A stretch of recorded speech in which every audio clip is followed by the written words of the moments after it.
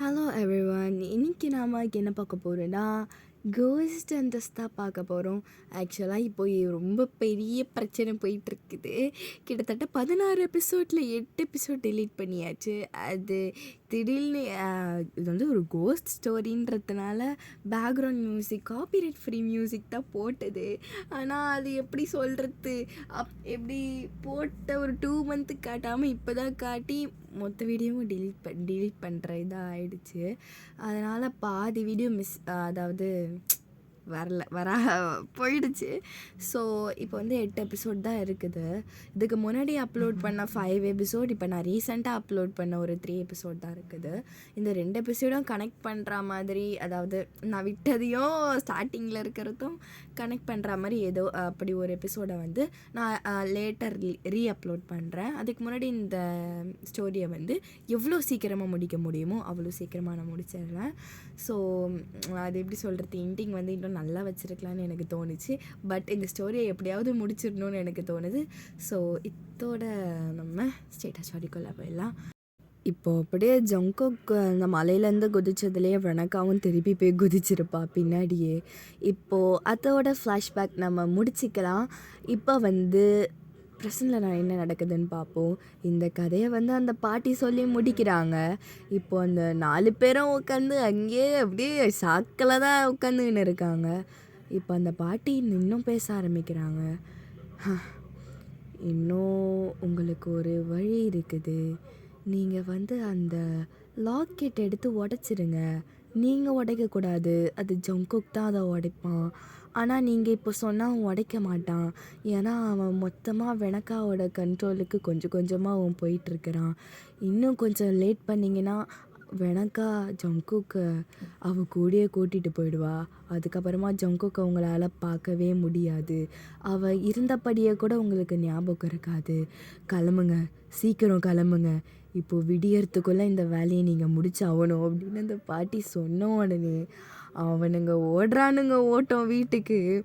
குடு குடு குடு குடு குடு குடு குடுன்னு ஓடிக்கினே இருக்கிறாங்க. இப்போ அப்படியே வீட்டுக்கு மூச்சு வாங்க வந்து சேர்றாங்க. இப்போ அங்கே போய் பார்த்தா வெனக்காவும் ஜங்குக்கும் தான் உட்காந்துட்ருக்குறாங்க. அதாவது வயனோட உடம்புல இருக்கிற வெனக்கா. ஜங்குக்கை வந்து அதாவது ஜேஹோப்பும் அந்த ஜிமினும் மாற்றி மாற்றி இது எப்படி சொல்கிறது, கூப்பிட்டு இழுத்துட்ருப்பாங்க. டேய் இப்பெல்லாம் செய்யாதடா பண்ணாதடான்னு.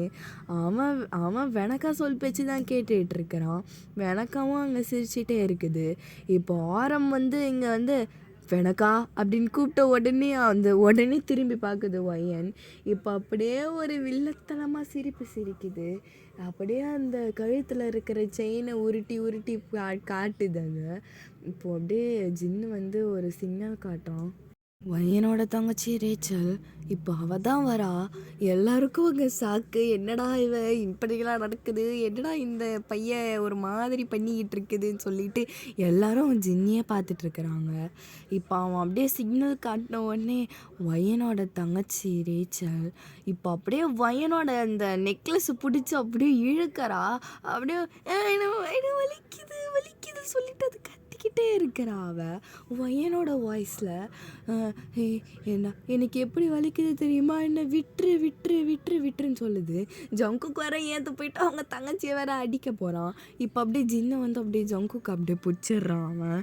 இப்போ அப்படியே அந்த செயினை பிடிச்சி இழுத்துடுறா. இப்போது அப்படியே வெனக்காக்கு அவ்வளோ கோவம் வருது. இப்போ ஒரே ஒரு கத்து தான்.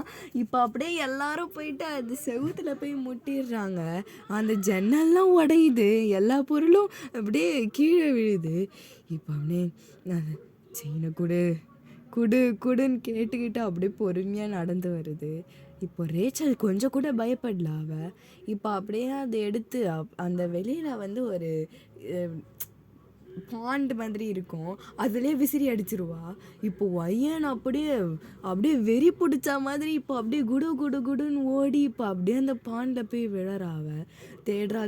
தேடிக்கிட்டே இருக்கிறா. இந்த ஜங்குக்கு வேறு பின்னாடி நின்றுக்கிட்டு ரொம்ப தொல்லை கொடுத்துட்டுங்கிறான்.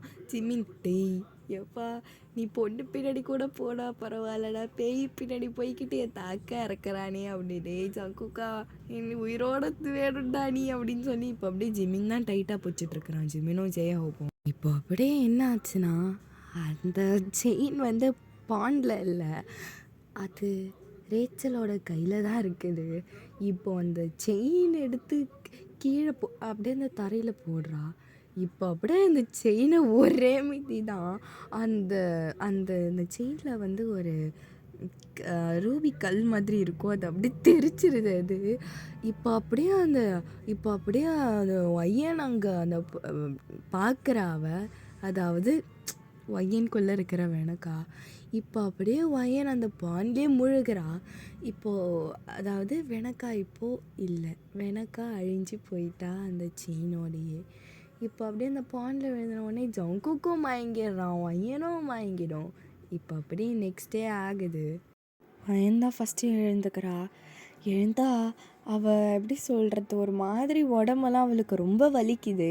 அப்புறம் அப்படியே எப்படி சொல்கிறது, ஒரு ரிலீஃபாகவும் இருக்குது. என்னவோ ஒரு ரொம்ப பாசிட்டிவ் வைப்பாக இருக்குது, எல்லாமே போன மாதிரி இருக்குது. இப்போ அப்படியே பக்கத்தில் தான் ஜங்குக்கை பார்க்குறா. அவன் இன்னும் தூங்கிட்டு தான் இருக்கிறான். ஜிமின் வந்து எப்பயோ எழுந்துட்டவன், ஏன் சாப்பிட்றியா? இல்லை இல்லை வேணாம் வேணாம், நீயே போய் செஞ்சு சாப்பிட்டுக்கோ. டேய் ஜிமினா, ஆமாம் ஏன் ஜங்குக் தூங்கிட்டு இருக்கிறான்? அதுவா, அது வந்து ஒரு பெரிய கதை ஏன், நீ அந்த கதையை தெரிஞ்சுக்க தேவையில்ல. நீ பாட்டுக்கு நீ ஒரு நல்ல பிள்ளையாக போயிட்டு எல்லாருக்கும் சமையல் மட்டும் செஞ்சு கொடுத்துட்டேன்.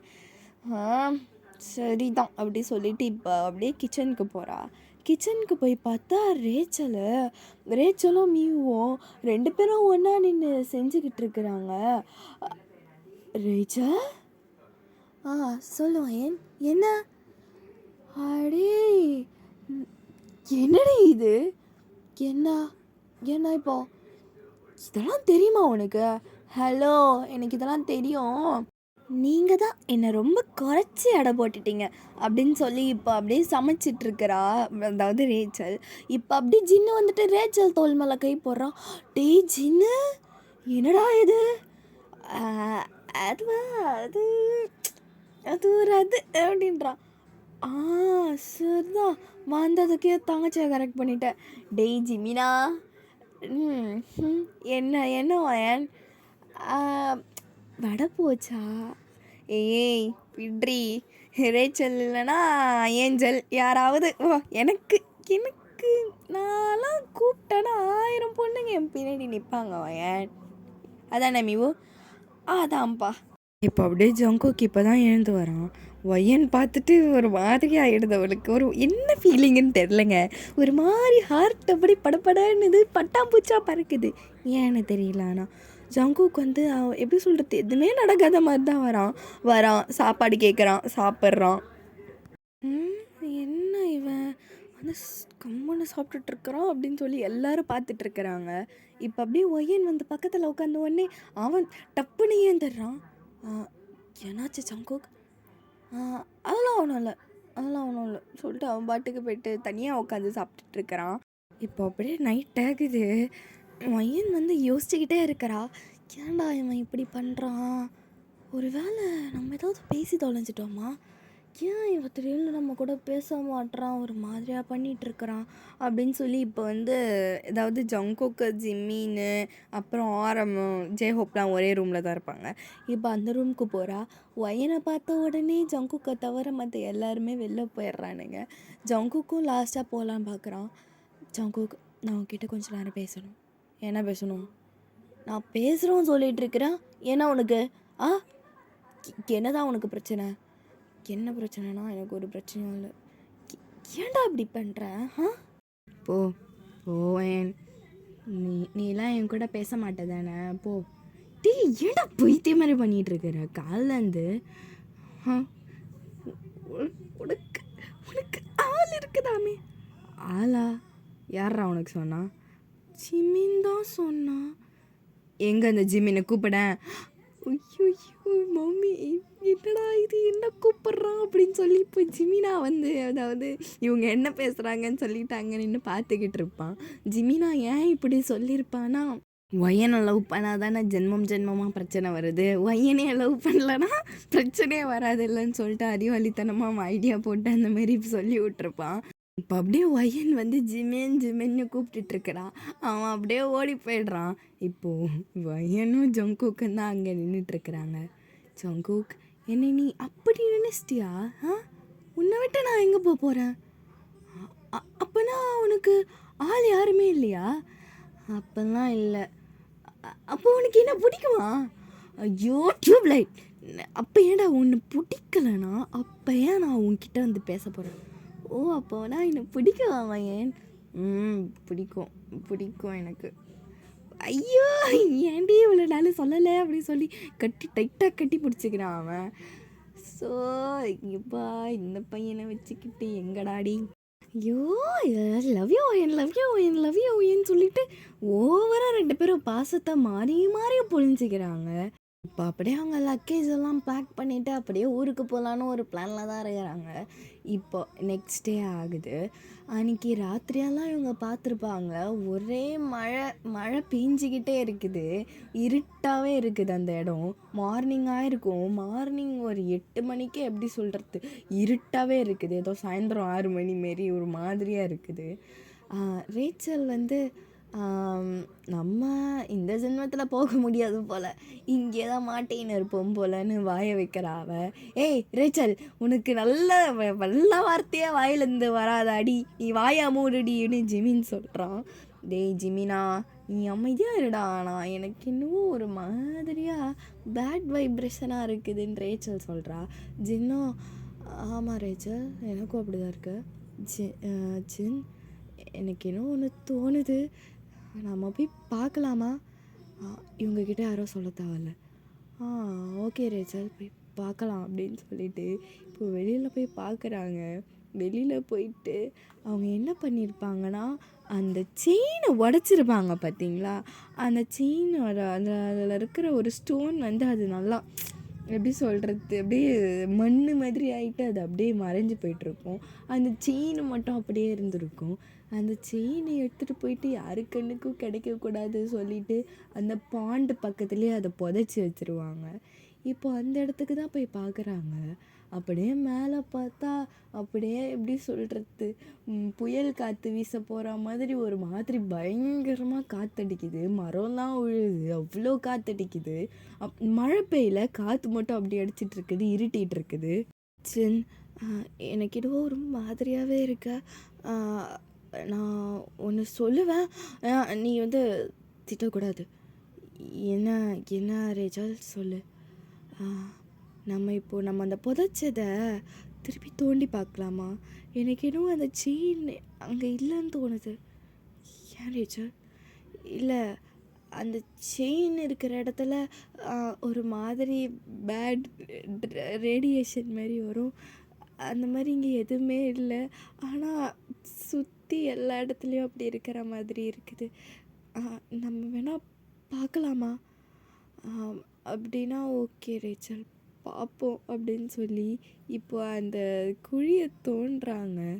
பார்த்தா அங்கே செயின் அங்கே இல்லை. அப்படியே ஜின்னுக்கு ஒரு மாதிரி பயத்தில் கண்ணு கலங்குது. இப்போ அப்படியே அந்த தோண்டிக்கிட்டே ரேச்சலை பார்க்குறா. ரேச்சலுக்கு அவ்வளோ பயம் வருது. சின்ன என்னது என்னது எனக்கு பயமாக இருக்கு. ரேச்சல் நீ இப்படி சொல்கிறாளா? நீ கரெக்டாக தானே பண்ண? தெரியல அப்படி சொல்லி இப்போ படபடன்னு அவள் பேக்கெட்டில் இருக்கிற ஒரு புக்கு மாதிரி எடுக்கிறா. அந்த புக்கு சின்னதாக இருக்குது, பழசாக இருக்குது. இப்போ அந்த புக்கை திருப்பியே கடன்னு படித்து பார்க்குறா. படித்து பார்த்துட்டு பொறுமையாக ஜின்ன பார்க்குறா. என்னாச்சு ரேச்சல்? சின்ன அதை புதைக்கக்கூடாது, அது எரிக்கணும். இப்போ என்ன ஆகும் ரேச்சல்? தெரியல அப்படின்னு சொல்லி இப்போ அப்படியே அந்த வீட்டை பார்க்குறாங்க. அந்த வீட்டு கீழே எப்படி சொல்கிறது, அந்த ஹாலுக்கு வந்து செவுரு இருக்காது, கிளாஸு தான் இருக்கும். இப்போ இவங்க எல்லாருமே ஜின்னோ ரேச்சலும் என்ன பண்ணுறாங்கன்னு சொல்லிட்டு அந்த கண்ணாடி கிட்ட அப்படியே நின்று பார்த்துக்கிட்டு இருப்பாங்க. அங்கே ஜங்குக்கும் வயனும் பக்கத்து பக்கத்தில் நிற்கிறாங்க. அப்படியே ரேச்சல் பார்க்க சொல்ல வயன் அந்த செயினை போட்டுட்ருக்கிறா. பின்னாடி வெனக்காவோட அகோரமான ஒரு உருவம் பின்னாடி நிற்கிது. பத்திரமா சிரிச்சுக்கிட்டு அப்படியே ஒரு இடி இடிக்குது. அப்படியே எல்லாரும் பயந்துடுறாங்க. இப்போ ஆனால் வயன் மட்டும் அப்படியே அந்த ரேச்சலையே பார்த்துட்டு இருக்குது. டேய் ஜின்னா, வெனக்கா திரும்பி வந்துட்டானோ அப்படின்னு அப்படியே வெனக்கா அப்படியே கத்துறான் அவன். இப்போ அப்படியே இந்த ஸ்டோரியை நம்ம முடிச்சுக்கலாம். இதுக்கு மேலே இதை போடவே முடியாது, இழுக்கவும் முடியாது, ஜவ்வு மாதிரி. ஆக்சுவலாக இந்த ஸ்டோரி வந்து ஒரு ஒரு சக்ஸஸ்ஃபுல்லி ஃபெயில்டு நான் சொல்லுவேன். ஏன்னா எப்படி சொல்கிறது, நல்லா தான் அப்படி நம்ம சேனலுக்குனாலே கோஸ்ட் ஸ்டோரிஸ் தான். இது வந்து நல்லாவே போச்சு. எனக்கு ரொம்ப மோட்டிவேஷனாக இருந்தது இந்த மாதிரி போனதுக்கு. ஆனால் இந்த மாதிரி நடுவில் இந்த மாதிரி ஒரு இஷ்யூ வந்து 8 எபிசோடு டிலீட் பண்ண வேண்டியதாக போச்சு. இதோடு இதை முடிச்சுக்கலாம். என்னால் இதுக்கு மேலே இது பண்ணால் இன்னும் அந்த கதையை வந்து நல்லா கொலாப்ஸ் பண்ணுற மாதிரி இருக்கும். ஸோ அதனால் இதுக்கு முன்னாடி எந்த எபிசோடெல்லாம் விட்டனோ அதெல்லாம் கனெக்ட் பண்ணுற மாதிரி ஒரு 2-3 எபிசோடாக நான் இன்னும் லேட்டர் அப்லோட் பண்ணிடுறேன். இல்லைனா அந்த ஸ்டோரி அப்படியே இருக்கட்டும், அப்படியே அதை மண்ணை போட்டு நான் மூடிடுறேன். இதோடய நம்ம நிறுத்திக்க தேவையில்ல. இன்னும் வந்து ஒரு நல்ல ஒரு 1 ஷார்ட்டோ இல்லை 2 ஷார்ட்டோ ஒரு நல்ல ஒரு கோஸ்ட் ஸ்டோரி வந்து இனிமேட்டு வரும். நீங்கள் அதை கண்டிப்பாக பார்த்தாகணும். ஸோ இதுக்கு மேலே நான் சொல்லி புரிய வைக்கணும்னு இல்லை, நீங்கள் புரிஞ்சுப்பீங்கன்னு நினைக்கிறேன். ஸோ இதோட முடிச்சுக்கலாம். போனஸ் பாட்டில் கேட்கக்கூடாது, போட முடியாது. இல்லை சாரிங்க, என்னால் சாரி, ரொம்ப ரொம்ப சாரி. இது ஏன் தப்பு தான் சொல்லுவேன். ஓகே, இதோட முடிச்சுக்கலாம். பாய், ஐ லவ் யூ ஆல்.